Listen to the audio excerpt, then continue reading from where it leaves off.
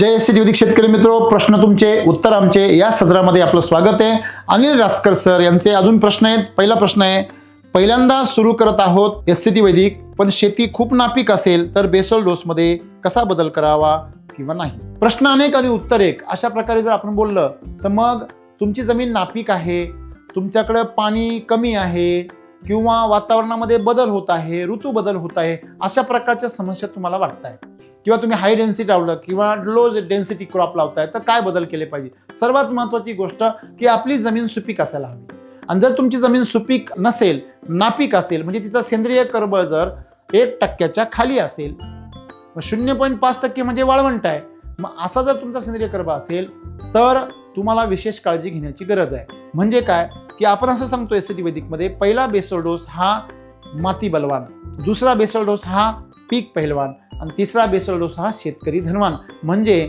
तुम्ही एका पिकाला टाका किंवा 2-3 पिकांना टाका, तुम्हाला सलग 3 बेसल डोस टाकणं गरजेचं आहे।